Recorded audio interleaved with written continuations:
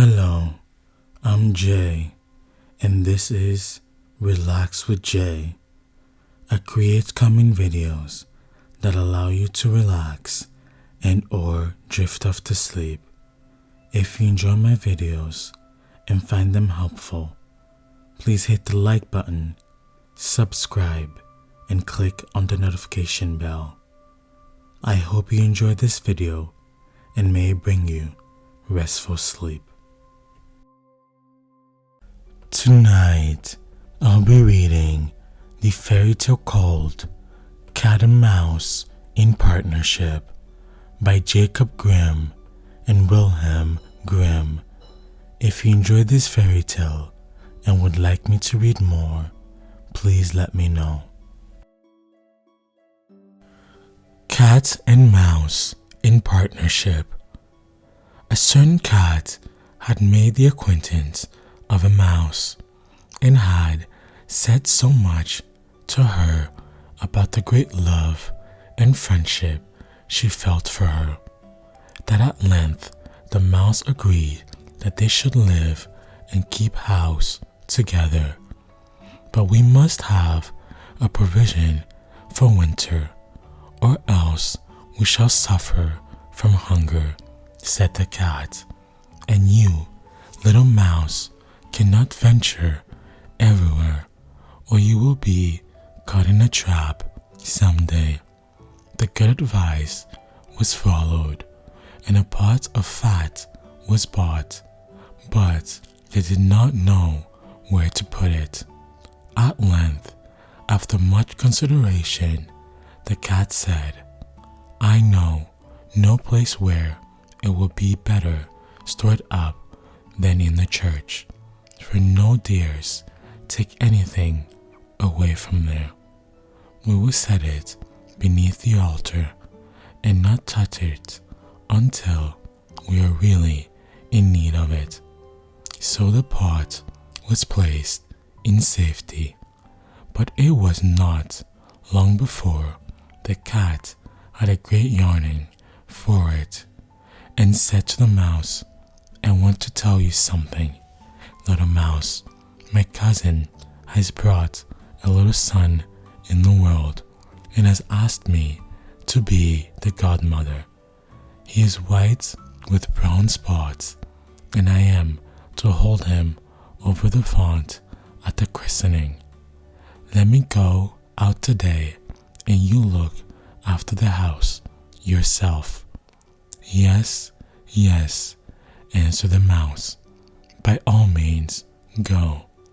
And if you get anything very good to eat, think of me. I shall and should like a drop of sweet red christening wine myself." All this, however, was untrue. The cat had no cousin and had not been asked to be godmother. She went straight to the church, stole to the pot of fat, began to lick at it, and licked the top of the fat off. Then she took a walk upon the roofs of the town, looked out for opportunities, then stretched herself in the sun and licked her lips whenever she thought of the pot of fat, and not until it was evening did she return home. "Well, here you are again," said the mouse. "No doubt you have had a merry day." "All went off well," answered the cat. "What name did they give the child?" "Top off," said the cat quite coolly. "Top off," cried the mouse. "That is a very odd and uncommon name. Is it a usual one in your family?" "What does that matter?" said the cat. "It is no worse than Crumb Stealer, as your godchildren are called." Before long, the cat was seized by another fit of yearning. She said to the mouse, "You must do me a favor and once more manage the house for a day alone. I am again asked to be the godmother as the child has a white ring around its neck. I cannot refuse." The mouse consented, but the cat crept behind the town walls to the church and devoured half the pot of fat.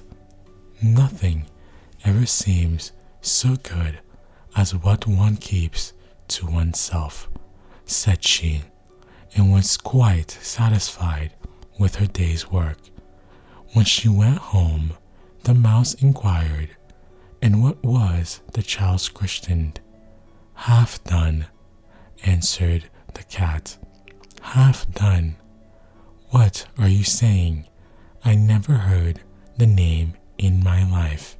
I'll wager anything it is not in the calendar."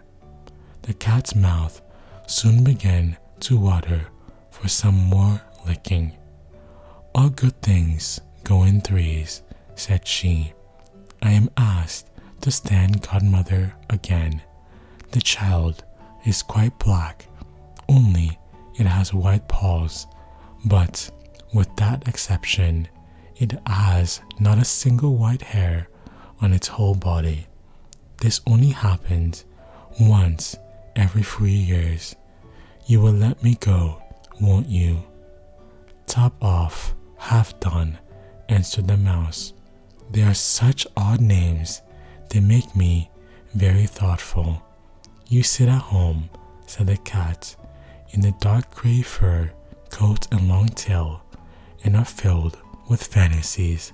That's because you do not go out in the daytime." During the cat's absence, the mouse cleaned the house and put it in order, but the greedy cat entirely emptied the pot of fat. When everything is eaten up, one has some peace, said to herself, and well filled and fat, she did not return home till night. The mouse at once asked what name had been given to the third child. "It will not please you any more than the others," said the cat. "He is called All Gone." "All Gone," cried the mouse. "That is the most suspicious name of all. I have never seen it in print. All Gone. What can that mean?" She shook her head, curled herself up, and lay down to sleep. From this time forth, no one invited the cat to be godmother, but when the winter had come, there was no longer anything to be found outside.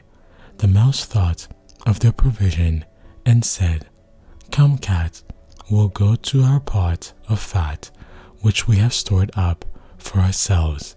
We shall enjoy that." "Yes," answered the cat, "you'll enjoy it as much as you will enjoy sticking that dainty tongue of yours out of the window." They'll set out on their way, but when they arrive, the pot of fat certainly was still in its place, but it was empty. "Alas," said the mouse, "now I see what has happened. Now it all comes to light. You are a true friend. You have devoured all when you were standing godmother. First, top off, then half done, then will you hold your tongue?" cried the cat. "One word, and I'll eat you too." All Gone was already on the mouse's lips.